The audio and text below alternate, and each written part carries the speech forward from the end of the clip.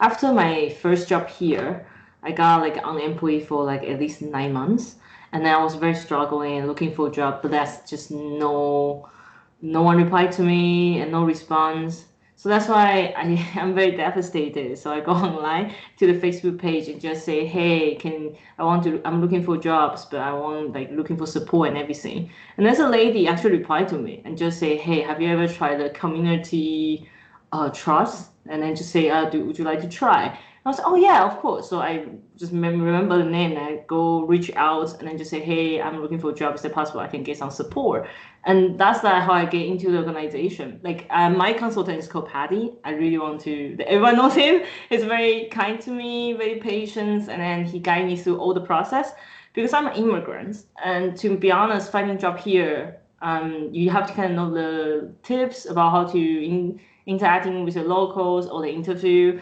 But I'm just have no any knowledge about this. So I remember like in the beginning, he tried to say, "Hey, can you just read through my CV and my cover letter?" So he kind of gave me an example and say, "Hey, this is how you should do." So then I revised my CV according to his kind of plot, like not like a template a little bit, but he didn't give it to me. He just let me to go through, read it through, and I need to do it my own because I have my own experience. And that was very helpful because after changing my CV and cover letter, I actually immediately got the like offer to say, hey, do you want to do an interview? And but my biggest struggle is interview because I'm a little bit shy in when I'm facing people.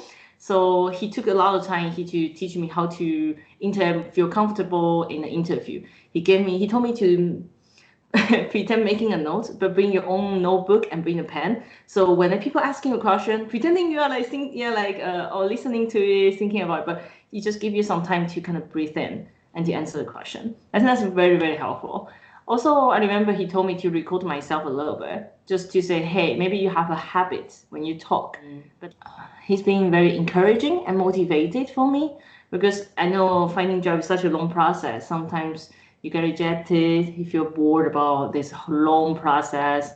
You need someone to kind of motivate you. So every time I had an appointment with him, I can tell he's trying to boost my confidence, telling me that, hey, you're doing very well. See how many progress we have been done. And then I can see all the bit by bit improvement from you.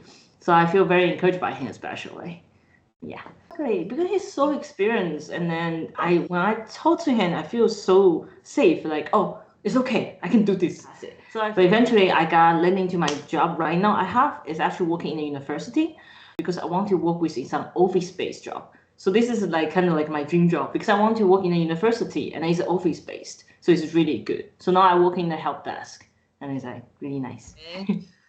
I would say that just trust them because they are very, very helpful and they are very passionate and kind. Shout out to Paddy, who is my consultant.